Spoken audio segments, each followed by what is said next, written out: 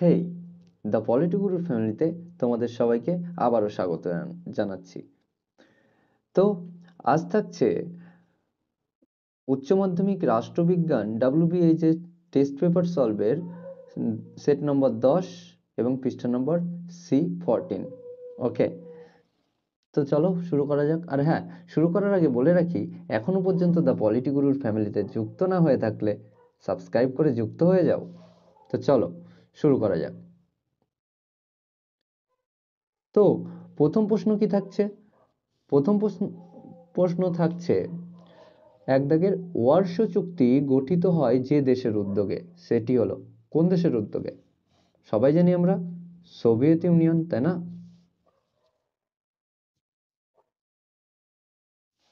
Next, দুই দাগের Soviet ইউনিয়নের পতন হয় কবে হয়েছিল? 1991 খ্রিস্টাব্দে। নেক্সট কোশ্চেন, ন্যাটো গঠিত হয়, এটা আমরা অনেকবার আলোচনা করেছি, কবে হবে? 1949 সালে। এবার 4 দাগ, লিঞ্চপিন কথার অর্থ কি? দেখো, এটার অর্থ হচ্ছে অপরিহার্য অঙ্গ। আচ্ছা বলো তো, এই কথাটি কোন দেশকে বলেছিল জানো? মার্কিন যুক্তরাষ্ট্র ভারতবর্ষ মানে আমাদেরকে বলেছিল যে ভারতবর্ষ হচ্ছে মার্কিন যুক্তরাষ্ট্রের একটা অপরিহার্য অঙ্গ বা লিঞ্চপিন। ওকে, এবার 5 দাগ, বর্তমানে সার্কের সদস্য সংখ্যা কত? বর্তমানে কটা? 8টি। কারণ সর্বশেষ একজন যুক্ত হয়েছিল, তার নাম কি? আফগানিস্তান। কিন্তু যখন সার্ক প্রথম গঠিত হয় তখন এর সদস্য সংখ্যা 7টি রাষ্ট্র ছিল। ওকে, সরি একটু আটকে গেল। 6 দাগের 123 এগ্রিমেন্ট স্বাক্ষরিত হয়েছিল কাদের মধ্যে? সবাই জানি ভারত এবং মার্কিন যুক্তরাষ্ট্রের মধ্যে। 7 দাগ, বিশ্বের সর্ববৃহৎ নাগরিক সভা কে হবে? সাধারণ সভা, অপশন বি, তাই না? চলো, নিরাপত্তা পরিষদের স্থায়ী সদস্য নয় এমন একটি রাষ্ট্র কি হবে? বাকি চীন, ফ্রান্স, ব্রিটেন এরা সবাই স্থায়ী, শুধুমাত্র ভারতবর্ষ স্থায়ী নয়। নেক্সট কোশ্চেনে যাওয়া যাক। নেক্সট কোশ্চেন, নিরাপত্তা পরিষদের মোট সদস্য সংখ্যা হলো কটি হবে? 15টি, তাই না? যার মধ্যে 5 জন স্থায়ী এবং 10 জন অস্থায়ী সদস্য। এবার 10 দাগ, আন্তর্জাতিক বিচারালয়ের সংবিধানকে বলা হয়, আন্তর্জাতিক বিচারালয়ের সংবিধানকে সনদ বলা হয় তো নাকি? না, একদম নয়। আন্তর্জাতিক বিচারালয়ের সংবিধানকে সংবিধি বলা হয়। ওকে, কিন্তু বলতে পারো যে সরি, সম্মিলিত জাতিপুঞ্জের সংবিধানকে সনদ বলা হয়। ওকে, কিন্তু আন্তর্জাতিক বিচারালয়ের সংবিধানকে সংবিধি বলা হয়, মনে রেখো কথাটা। এবার 11 দাগ, তত্ত্বগতভাবে ক্ষমতা স্বতন্ত্রীকরণ নীতির অস্তিত্ব রয়েছে কোথায়? মার্কিন যুক্তরাষ্ট্রে। মনে থাকবে তো কথা? প্রশ্নের উত্তরটা মনে থাকবে তো? হ্যাঁ, মনে রাখতেই হবে। নেক্সট, রাজ্য আইনসভার উচ্চ কক্ষের নাম হলো, রাজ্য আইনসভা বলেছে, বিধান পরিষদ, নিম্নকক্ষের নাম তবে কি হবে? বিধানসভা। আচ্ছা এটা তখনই হয় যখন কোনো আইনসভা দ্বিকক্ষ বিশিষ্ট হয় কোনো রাজ্যের। ওকে, আচ্ছা বলো তো, পশ্চিমবঙ্গের আইনসভা কি দ্বিকক্ষ না এককক্ষ বিশিষ্ট? কমেন্ট করে জানাও আমাকে। ওকে, চলো নেক্সট কোয়েশ্চেন, উত্তরাধিকারী সূত্রে মনোনীত শাসকের উদাহরণ হলো, কি হবে? ব্রিটেনের রাজা বা রানী।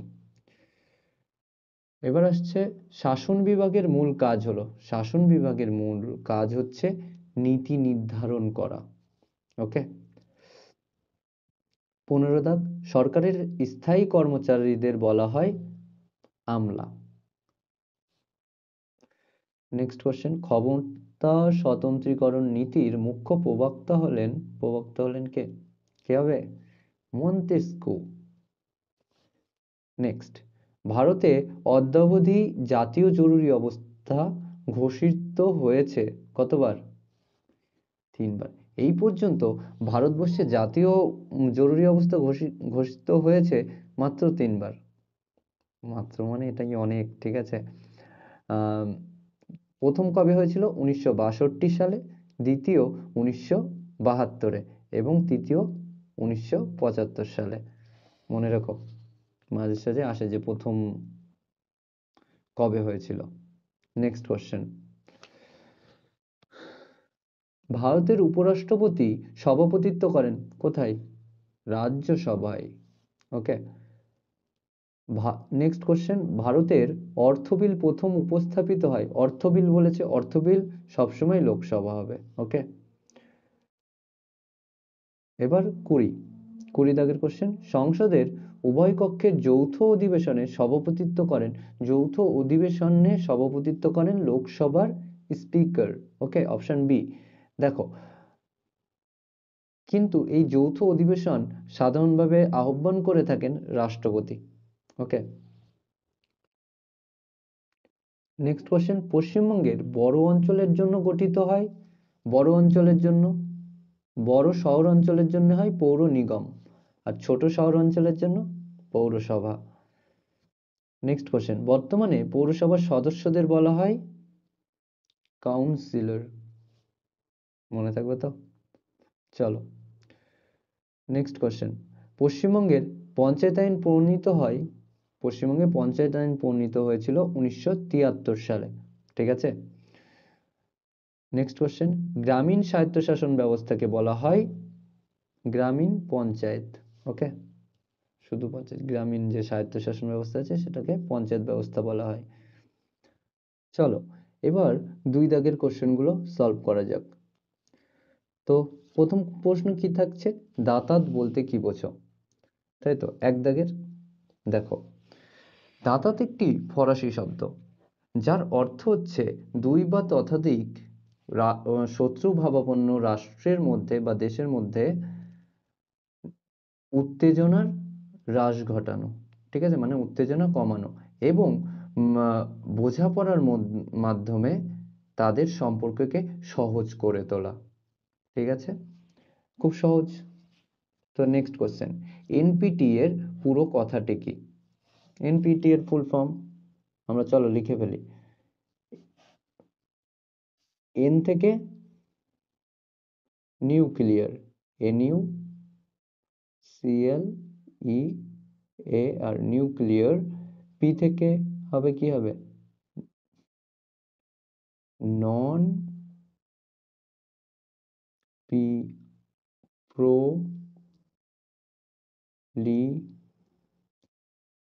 proliferation, RATION,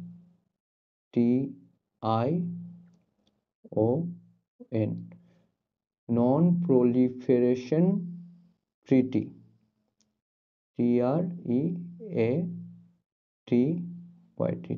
দেখো এখানে একটু গুলিয়ে যেতে পারে যে সেকেন্ডে তো পি রয়েছে, ঠিক আছে, তবে ওখানে ইন দিয়ে কেন শুরু হলো? এমন নয় যে ফুল ফর্মে যেটা থাকবে সেটা দিয়েই সবসময় শুরু হবে, ঠিক আছে, যেই সংখ্যাটা এখানে পিটা থেকেই নিয়েছে, ঠিক আছে। শর্ট ফর্ম যেইভাবে নিয়ম অনুসারে যেখান থেকে খুশি নিতে পারে, যেরকম এছাড়াও একাধিক এরকম রয়েছে, দেখা গেছে যে ফুল ফর্মে সেরকম কিছু নেই, ঠিক আছে, পরে কখনো বলবো। চলো নেক্সট কোশ্চেনে আমরা যাই। নেক্সট কোশ্চেন কি আছে? মার্শাল পরিকল্পনা, 2 দাগের, মার্শাল পরিকল্পনা বলতে কি বোঝো? দেখো 1947 সালের 5ই জুন হার্ভার্ড বিশ্ববিদ্যালয়ে আমেরিকার পররাষ্ট্রমন্ত্রী জর্জ মার্শাল একটি বক্তৃতায় সমগ্র ইউরোপের যুদ্ধবিধ্বস্ত সমগ্র ইউরোপের যে আর্থিক পুনরুজ্জীবনের প্রতিশ্রুতি দেয় সেটি মার্শাল পরিকল্পনার নামে পরিচিত। ঠিক আছে, নেক্সট কোশ্চেন, ন্যাটো এর পুরো কথা কি? ন্যাটো এর পুরো কথা আমরা জানি, নর্থ আটলান্টিক ট্রিটি অর্গানাইজেশন। আর লিখলাম না, ঠিক আছে। চলো নেক্সট কোশ্চেনে যা যাক। কূটনীতি কাকে বলে? 4 দাগ, কূটনীতি কাকে বলে? দেখো, যে কোনো রাষ্ট্র যে নীতির মাধ্যমে আন্তর্জাতিক রাজনীতিতে নিজের ভূমিকা বজায় রাখে বা নিজের ভূমিকা নির্ধারণ করে তাকেই কূটনীতি বলে। বোঝা গেল? চলো নেক্সট কোশ্চেন, সিমলা চুক্তি কাদের মধ্যে হয়েছিল? সিমলা চুক্তি কাদের মধ্যে হয়েছিল আমরা সবাই জানি, তাই না? ভারত এবং পাকিস্তানের মধ্যে। কি কারণে হয়েছিল? কাশ্মীরকে নিয়ে। ঠিক আছে, কবে হয়েছিল? 1972 সালে। একটা প্রশ্ন থেকে 3খানা কোশ্চেন আমরা জেনে গেলাম, তাই না? নেক্সট 5 দাগের প্রশ্ন, পঞ্চশীল নীতি কে প্রথম ঘোষণা করেছিলেন?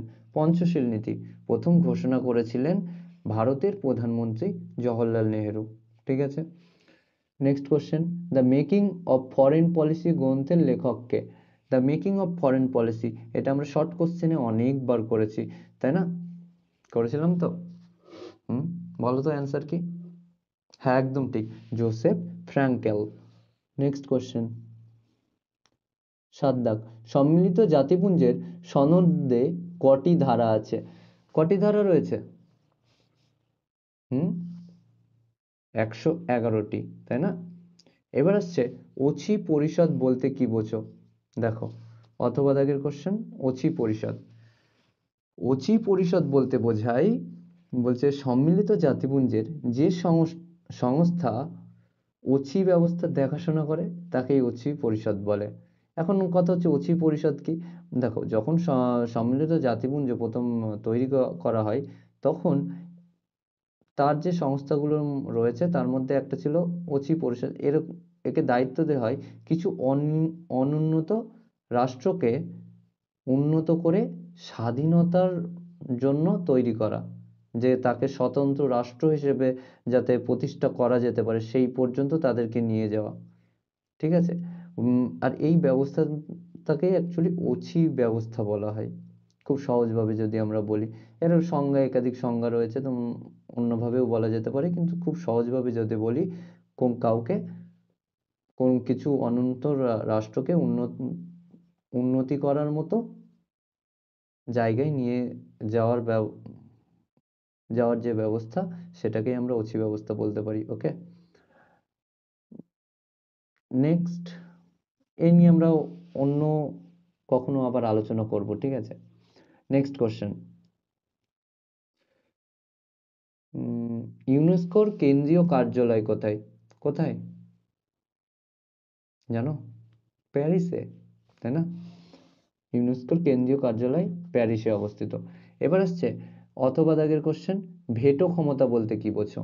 দেখো, সম্মিলিত জাতিপুঞ্জের নিরাপত্তা পরিষদের 5টি স্থায়ী সদস্য একটা বিশেষ ক্ষমতা ভোগ করে, তাই না? এই ক্ষমতা বলে কোনো স্থায়ী সদস্য যে কোনো প্রস্তাবে অসম্মতি জানাতে পারে, এবং যদি তারা সেই অসম্মতি জানায় তবে সেই প্রস্তাবটা বাতিল হয়ে যায়। আর স্থায়ী সদস্যদের এই বিশেষ ক্ষমতাটাই ভেটো ক্ষমতা নামে পরিচিত। বোঝা গেল? চলো নেক্সট কোশ্চেন। নেক্সট কোশ্চেন আসছে, অর্থনৈতিক ও সামাজিক পরিষদে কতজন সদস্য নিয়ে গঠিত? দেখো, অর্থনৈতিক এবং সামাজিক পরিষদ মাত্র 54 জনকে নিয়ে গঠিত। কত? 54। এবার অথবা দাগের, আন্তর্জাতিক আদালতের বিচারপতির সংখ্যা কত? দেখো, আন্তর্জাতিক আদালতের বিচারপতির সংখ্যা হচ্ছে 15 জন। ঠিক আছে, নেক্সট কোশ্চেন, সাধারণ সভায় কতজন সভাপতি থাকে জানো? কতজন থাকতে পারে? দেখো, একজন সভাপতি থাকে এবং 21 জন সহ সভাপতি থাকে। খুব ভালো করে মনে রাখবে এটা, একজন সভাপতি এবং 21 জন সহ সভাপতি থাকে। ঠিক আছে, মনে রাখো। লাল ফিতার বাঁধন বলতে বোঝায় প্রশাসন তথা সরকারের প্রশাসন তথা সরকারের কাজের দীর্ঘসূত্রিতা, তাকে কি বলে? সরি, দীর্ঘসূত্রিতাকে বলা হয় লাল ফিতার বাঁধন। এটা সাধারণত ওই আমলাদের কাজের ক্ষেত্রে হয়ে থাকে। বোঝা গেল? যে কোনো কাজের অনেক সময় লেগে যাচ্ছে, সেই জিনিসটাকে বলা হচ্ছে কি, লাল ফিতার বাঁধন। অথবা, এবার অথবার কোশ্চেন, শাসন বিভাগের রাজনৈতিক অংশ কোনটি? দেখো, শাসন বিভাগের স্থায়ী সদস্য যারা, তাদেরকে অরাজনৈতিক অংশ বলা হয়। এর উদাহরণ কি হতে পারে? আমলা। বোঝা গেল? আমলা বা বিউরোক্রেট, যার ইংলিশ নাম। ঠিক আছে, চলো নেক্সট কোশ্চেন। ব্রিটেনের আইনসভার উচ্চকক্ষের নাম কি? দেখো, ব্রিটেনের আইনসভার উচ্চকক্ষের নাম হচ্ছে লর্ড সভা। আচ্ছা বলো তো, নিম্নকক্ষের নাম কি জানো? কমন্স সভা। তবে ব্রিটেনের আইনসভার নিম্নকক্ষের নাম কমন্স সভা এবং উচ্চকক্ষের নাম লর্ড সভা। মনে রাখা খুব সহজ, লর্ড একদম উপরে থাকবে, তাই না? সরি। নেক্সট কোশ্চেন, রাষ্ট্রপতিকে শপথ বাক্য পাঠ করান কে? দেখো, রাষ্ট্রপতিকে শপথ বাক্য পাঠ করান ভারতের সুপ্রিম কোর্টের প্রধান বিচারপতি। ঠিক আছে, নেক্সট কোশ্চেন। নেক্সট কোশ্চেন হচ্ছে, অথবা দেখে, রাষ্ট্রপতি লোকসভায় কতজন প্রতিনিধিকে মনোনয়ন করতে পারেন?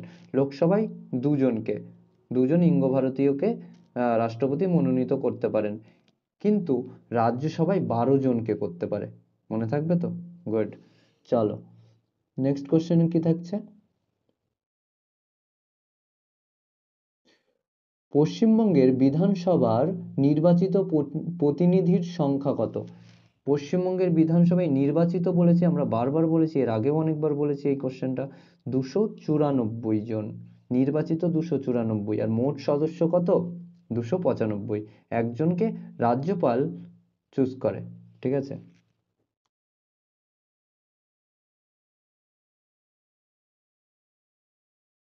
নেক্সট কোশ্চেন, গ্রাম পঞ্চায়েতের আয়ের দুটি উৎস লেখো। দেখো, গ্রাম পঞ্চায়েতের আয়ের দুটি উৎস বলেছে, তাই না? হুম, দেখো, 1 নম্বর তুমি লিখতে পারো যে রাজ্য সরকার এবং কেন্দ্র সরকার দ্বারা প্রদত্ত বিভিন্ন দান অনুদান। 2 নম্বর, বিভিন্ন পঞ্চায়েত দ্বারা প্রণীত বিভিন্ন জমির বা বাড়ির জন্য, ঘর বাড়ির জন্য যে কর, সেগুলো সেগুলো আদায়কৃত টাকা থেকে তাদের ইনকাম হয়। বোঝা গেল? এবার নেক্সট কোশ্চেন আসছে, গ্রাম সভা কাকে বলে? শেষ প্রশ্ন, তাই না? গ্রাম সভা কাকে বলে?